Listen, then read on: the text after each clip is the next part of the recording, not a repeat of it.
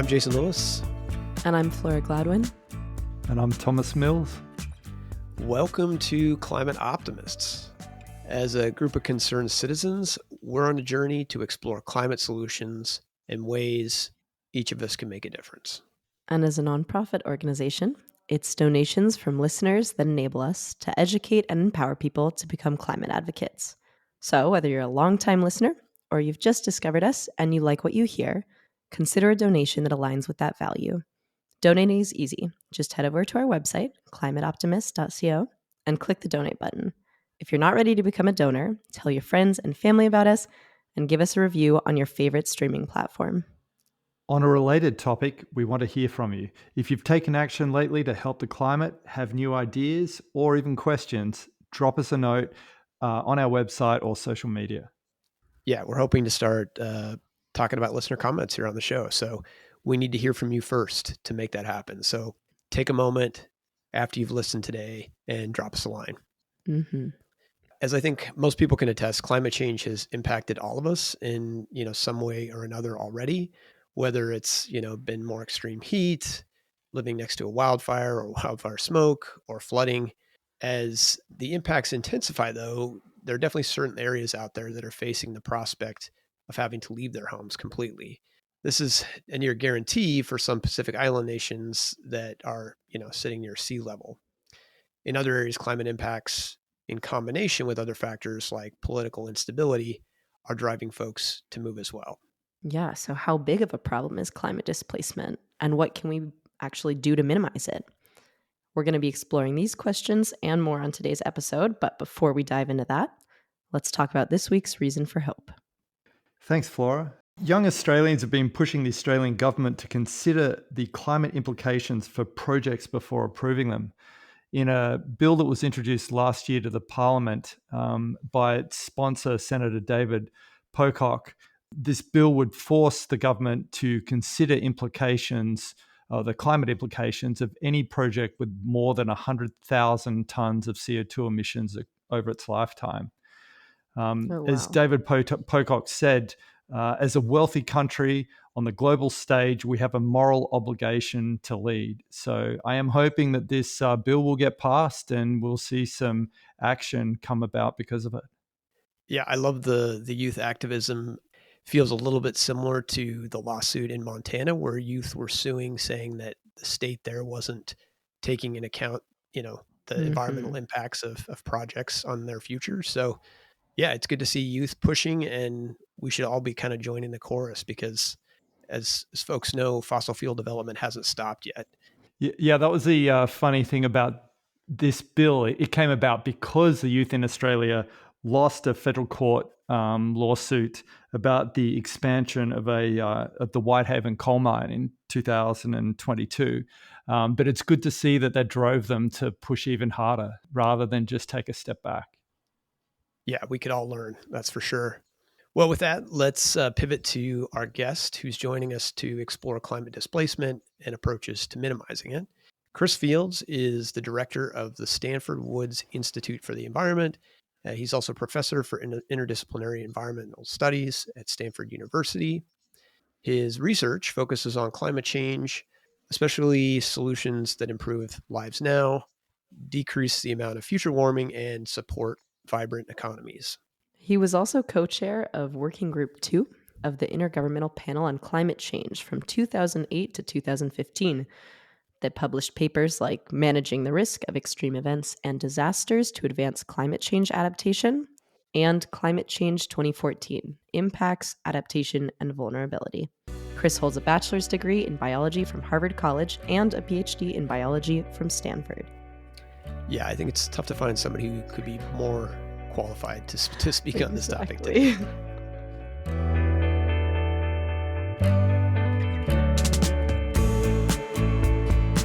Chris, welcome to Climate Optimists. Thank you, Jason. So we'll start you off with a basic question we do everybody. When it comes to efforts to address climate change, what makes you hopeful? There are really two things that make me optimistic about eventually dealing with the climate crisis. The first is that we really have made substantial progress. When I started working seriously on climate 20 years ago, the expectation was that business as usual would get us to something like 4 to 5 degrees Celsius above pre industrial. And in the latest assessments, the expectation is that business as usual, even without further policy progress, might get us to something like 2.5 to 3 Celsius above pre industrial. We're certainly not where we need to get, but that's an amazing amount of progress. Arguably, something like a third of the problem has already been solved as a consequence of some things that are put in place by policies for greater energy efficiency or greater use of renewables, and in some cases, simply by an advance of technology. It's a really important factor, and it's a really important foundation to use in starting this conversation. The second thing that gives me optimism is that we have a wide range of technologies for solving the climate problem, for decreasing the emission of the heat trapping gases that are causing climate change. Technologies that are affordable, reliable, and safe, and in many ways provide co-benefits beyond the legacy technologies. We've made progress. We can make more progress. That's what gives me hope. It's good to hear it put in that context. I think sometimes, myself included, it's sort of easy to look at what we have yet to do, right? And to say we're not where we need to be, which is a true statement, but not acknowledging the fact that we have made, substantial progress. So I guess to start things off, can you talk about sort of the scale of human placement that we're sort of forecast to see as a result of climate change? If we think about moving as a primary response to the impacts of a changing climate, we could be talking about a need to move for hundreds of millions of people. But we can also think about these impacts of climate change as being susceptible to a wide range of response strategies where moving may not be the first best option. But there are clearly some places where the climate changes that have already occurred are creating huge pressure for displacement. And we're seeing that in climate induced migration that's already occurring. And it is already having a profound influence in coastal communities that are subject to increased flooding from sea level rise, which adds to the storm surge and tropical cyclone effects. Some places are driving displacement as a consequence of increased variability in climate and decreased ability to consistently grow crops. We're even beginning to see displacement as a result of areas that are simply so hot that normal lifestyles are difficult to maintain. So the pressures for displacement are diverse, but the set of responses that can come to play before displacement occurs are also diverse. Even for the most clear driver of displacement, a rising sea level, there's still a tremendous amount that could be done in order to make it practical and even attractive for people to stay in the places that they call home.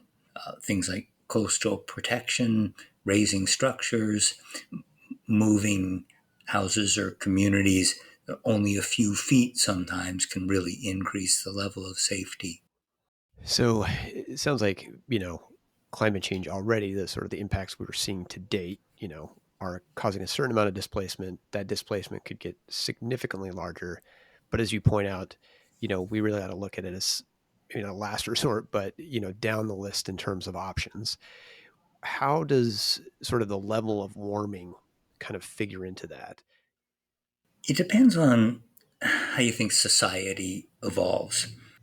You can look around the US today and see that many of our big population centers are in areas that are fundamentally inconsistent with supporting as many people as they have now in the absence of massive water redistribution efforts or massive deployment of air conditioning to make summer temperatures tolerable. And so when we look at areas that may be subject to pressures for displacement, we need to think about how that's realized in the context of how we respond. If we respond with ambitious deployment of protective mechanisms, then displacement may be really minimal. If we don't respond with any of those things, or if the impacts are occurring in parts of the world where the political and financial wherewithal aren't lined up to provide support, the displacement can really be substantial. If you look at the displacement that's occurring today, what you see is that in almost all cases, large-scale climate-influenced migration is also influenced by other factors, Right. by poor governance, by areas that are by being chronically impoverished. And in many cases, the pressures for displacement will evolve over a time span that's really consistent with the deployment of a wide range of protective measures, including measures that don't require a whole bunch of advanced technology. An example that we often use in the climate adaptation world is that Bangladesh, a very poor country, has done a spectacular job of protecting people from the effect of coastal cyclones with really basic technologies. Technologies that, for example, provide raised platforms for gathering livestock together, that provide a few structures where communities can gather that are protected from severe storm surge. We can provide really a lot of protection for a limited amount of money if we recognize what the problems are and get serious about solving them. Sure. Currently, what we're seeing is displacement from areas where little or nothing is being done to help people cope with the conditions they're experiencing. So would it be fair to say, in a sense, that first priority becomes making sure that those governments where you do have folks that are sort of more vulnerable and on the edge have the resources, financial, and otherwise, to help their population adapt? My greatest concern about our ability to deal with the climate crisis is that as climate change makes it more and more difficult for countries, especially poor countries, to have good governance and strong institutions, it becomes more and more challenging to put in place the kind of adaptation measures that we need. And it makes a total system failure, a failed state outcome, a more likely outcome. And I think that international assistance to help maintain the capacity of governments, whether they're at the local or the national scale, is a really, really important part of preventing the system from spinning out of control. Well, when we're kind of talking about let's say, avoiding human displacement, do you envision? I mean, I'm trying to wrap my head around because it sounds like it'd be very complex. But what does sort of the planning process need to look like to help people kind of stay in the locations or stay in the places that they are today? One of the striking features of adaptation is that there are opportunities at almost every level. Many involve governments, and the benefits of stacking together lots of different adaptation options are often profound. If you think about climate displacement that is, for example, driven by drought, one set of options is to provide access to more drought resistant crop varieties. And there's been tremendous progress in that. Next series of interventions that really makes a difference is deployment of better tools for water management, and that can be wells for irrigation, reservoirs for water storage. At the next level, you can imagine that for areas that are too dry to consistently support agriculture, maybe there are other economic opportunities. But in almost every setting, you can think of a whole series of interventions that decrease the pressure for displacement. Not in every setting, and people often talk about the special challenges of low-lying island states. And for the people in those settings, the challenges are especially frustrating because the options for really staying in place in the context of a substantial sea level rise are very limited. So it's helpful to hear kind of your examples of kind of the layers of things one can do sort of in the context of drought and sea level. It's made me think, I mean, are there other sort of primary drivers of displacement that we ought to be thinking about in the context of climate change? So we're talking about sea level rise, talking about drought. I think at the beginning you mentioned heat. I guess what are those other potential drivers, and what kinds of um, examples have you are there for helping people stay in place? When I think about the kinds of climate related drivers that could cause very large scale displacement, the most important is probably coastal flooding. So many people live near coasts.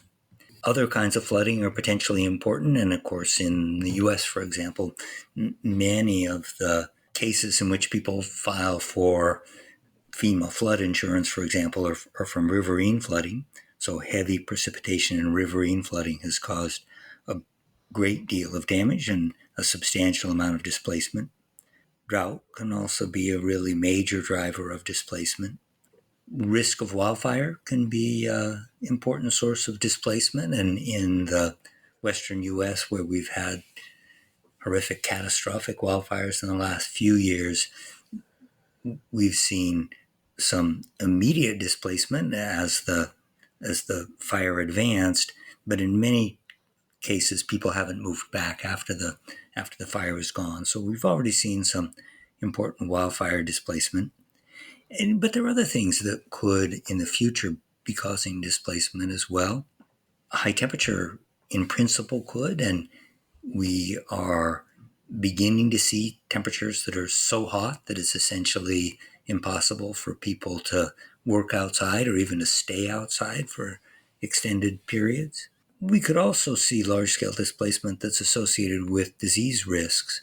So there are lots of different kinds of potential pressures for displacement, and there are lots of different strategies for dealing with those. I think it's going to be important as we go from stressor to stressor to start with everyone by saying, what are the things that we might do to eliminate the necessity for people to move before we look hard at moving? So it sounds like a multitude of drivers. I mean, if I'm a local elected official or even, state or beyond, is there a framework or a way to kind of think about these challenges on the horizon and to be able to prepare in a way that's strategic?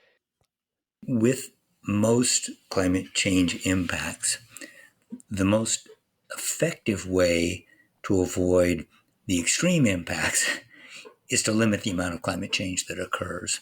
And a subtext for this whole conversation should be that if we can limit warming to the range of the Paris Agreement well below 2C, we're going to be way better off than if we end up with even hotter temperatures. So when we think about minimizing the pressures for displacement, minimizing the amount of climate change that occurs is where the conversation should start. When we get past that, it gets into an area where, I'm not sure that there are going to be kind of standard criteria list that policymakers can be looking at that say, at this temperature, this is the number of people who are going to have to move. Because displacement is so contingent on other things that are happening, the number of people that are likely to move is going to continue to be highly uncertain. There are lots of efforts to do thorough analyses of the information that's available, but the set of interacting possibilities is so large that we'll never be in a situation where we can do something other than play out the consequences of particular scenarios that are more illustrative than really being predictions. We know there are going to be some places that are under profound challenges. An example is the city of Miami in Florida is low-lying, and it's built on a very porous rock formation such that even coastal protection doesn't avoid a lot of the flooding.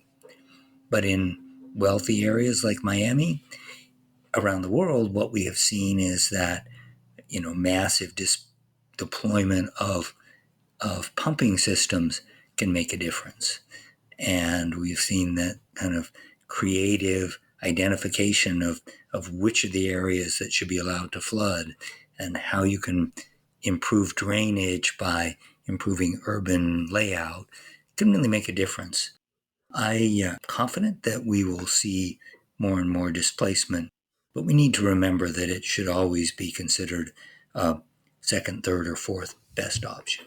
Right. So, I guess to some degree, this kind of leads into the question of, as individuals, we're thinking about this. It sounds like, first and foremost, the priority remains how do we mitigate our emissions to avoid, higher levels of warming. But if people are hearing this and thinking that they'd like to be able to get involved and support efforts to, avoid displacement to help, I guess, with climate adaptation, what would you suggest? When I think about what individuals can do, the solutions really fall into three buckets.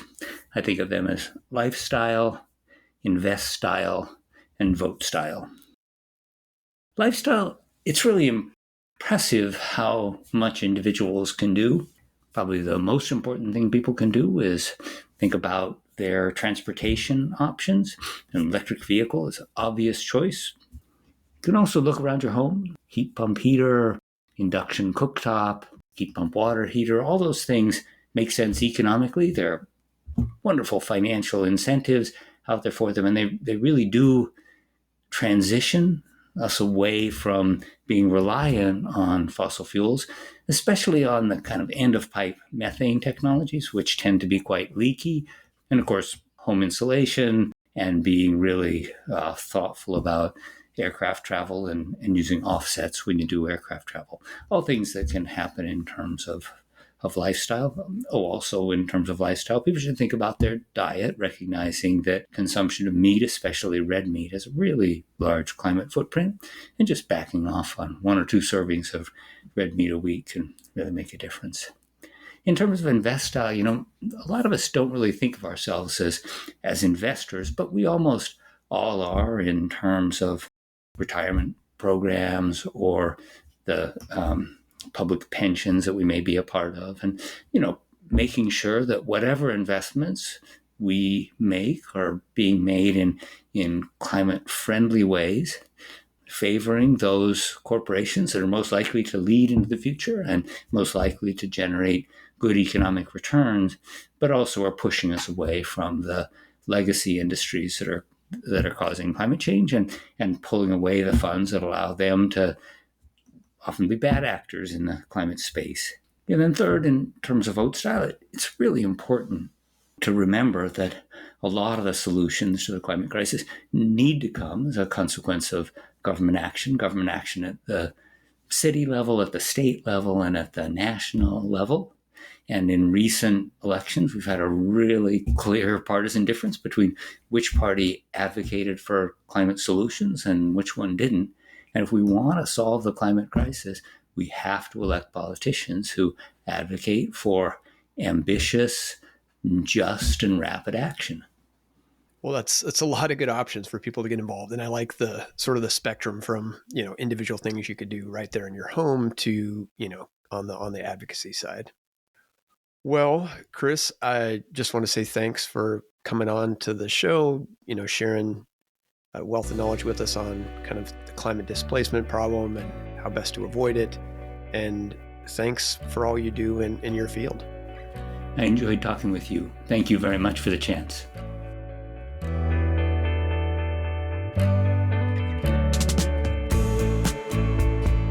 Well, Flora, Thomas, what did you think of the interview with Chris? Oh my gosh, I thought he did a really great job. I feel like I learned a ton. And I was kind of looking afterwards, and honestly, it's impressive that he did what he did with as few statistics are really out there. I was digging for them, and I feel like it's pretty hard to find, you know, really reliable stuff considering how much of a multiplier climate change is, which is something that Chris spoke to, instead of often the driving factor. But IDMC, which is the Internal Displacement Monitoring Center, has some really good data. They found that in 2022, natural disasters were the catalyst for 32.6 million internal displacements. So that migration that's happening within a country. Wow. And of that 32.6 million, I know, 98% was due to weather related disasters like floods, storms, wildfires, drought, all those things that we know are made far, far worse and far, far more frequent by climate change. That's massive. And Mhm, it's crazy mhm. to hear that 98% of them are weather related. I mean, we know that not every weather event can obviously be, attributed to climate change, but we know, to your point, that climate change is making, almost all natural disasters, weather related, worse. Yeah, absolutely. I also found when I was looking into that countries like Pakistan, Philippines, China, India, and Nigeria were those that saw the most internal displacement, which I thought was just another great reminder of the fact that climate change is, like Chris said, and I just stated, a multiplier. It's something that exacerbates issues that often are, already teetering on the edge, from government and economic instability to food security, job security, and more. Yeah. And, in listening to Chris, I guess I kind of took away something related, which was, when he Hmm. talked about his greatest concern is sort of the impact of like climate change and poor countries, that, those two things kind of coming together, and how, that often leads to, putting a strain on government institutions if you didn't already have instability, which then hinders the ability of a nation to adapt, which then makes them more vulnerable, and the cycle just sort of Oh, yeah. continues, and to the point where you end up with what are called failed states, and we obviously don't want more of that, because then regardless of whether you could potentially stay where you are, if you don't have the infrastructure, the money to do it, then you have massive displacement. And I think it's also important to keep in mind that in a lot of these regions in the world that we've been discussing, we've sort of reached our carrying capacity. And if you look Mm. back at funding for family planning globally that had come from the US, up until the Trump administration, that had steadily risen to about $600 million a year. The Biden administration has reinstated that funding, which I think is really important for these regions of the world that have been pushed by climate change. Yeah, I completely agree.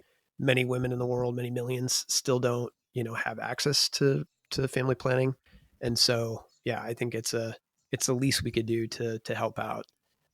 I guess in that same vein, there are a couple like very good sort of indices out there that look at which nations are kind of the most vulnerable or least ready to deal with climate change.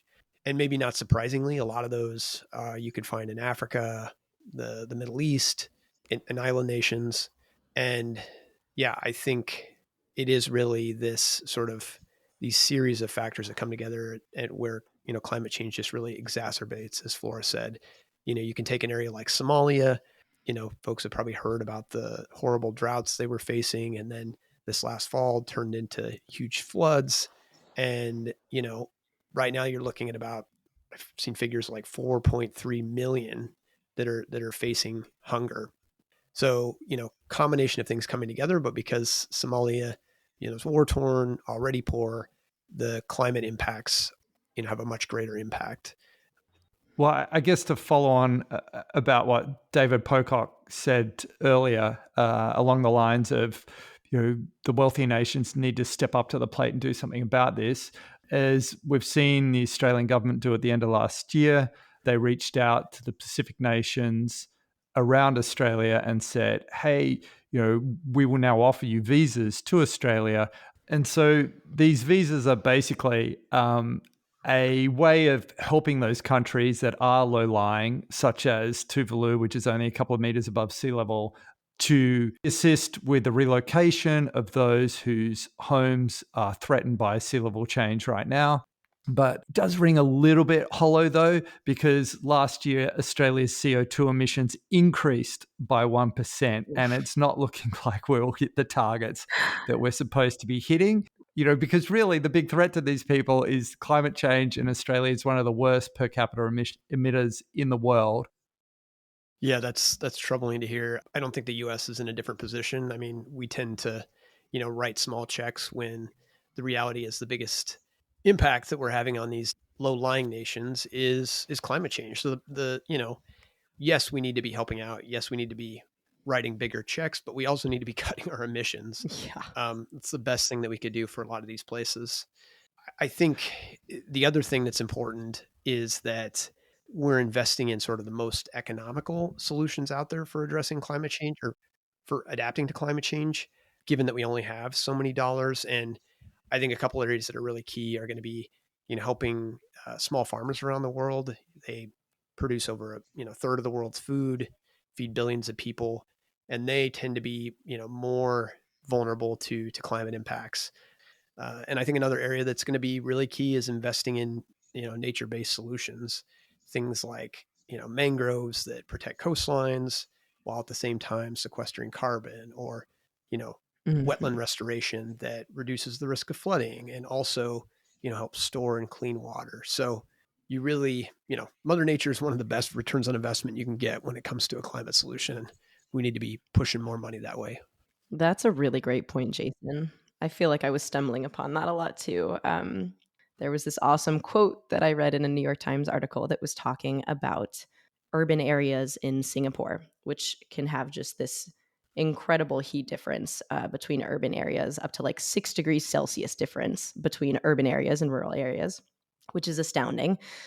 And there's a huge movement there to get more trees back into the cities, planting them, but then also providing the finance to actually treat those as, a climate investment, as real infrastructure, not as something that we just plant and then leave alone. But there was this awesome quote in the article by an engineer who's named Brian Stone Jr., the director of Urban Climate Lab at Georgia Institute of Tech. And he said, if you wanted to invent the most effective kind of climate management technology from the ground up, you could spend a lot of time trying to do that. You would just engineer a tree, which I thought was clever and, an important point. Yeah, it is still important that we continue to highlight these things and say, great, it's fantastic that we're doing some of these positive things, but we've got to get on top of this fossil fuel expansion and bring it to a halt very rapidly.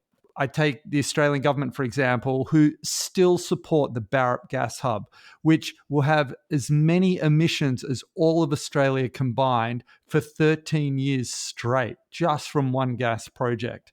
Yeah, I mean, and not all the blame sits with Australia. The True that. U.S. and other developing countries are continuing to expand their fossil fuel infrastructure. So you can't say on the one hand that you're taking climate change seriously and then continuing to drill. Well, with that, let's talk about what each of us can do to help with the issue of climate displacement. And we've got two options this week. The first, we'd like to ask folks everywhere, because it's an issue everywhere, to push your elected officials, send them an email, and ask them to increase climate finance contributions. There's a lot of different funds out there, all intended to help these developing countries adapt and become less vulnerable. We'll have talking points on our website. And then the second option that we've also highlighted is to take the opportunity to look and see if your community has a climate resiliency plan in place. And if they don't, another opportunity to call on your local elected officials to try to implement one. Well, I think that's a wrap for this week's episode. Thanks to everybody for tuning in. Our next episode will be dropping on March 12th, so tune back in then. And as a reminder, as Thomas pointed out earlier, we really want to hear from you about your actions you've taken to help address climate change. Take a moment to submit a comment on our website, send us a message over social media, whatever's easiest, but we do want to hear from you. Climate Optimists is made possible by Climate Stewards Collective. You can find us on the web at climateoptimists.co. And don't forget to follow us on social at Climate Optimists Podcast.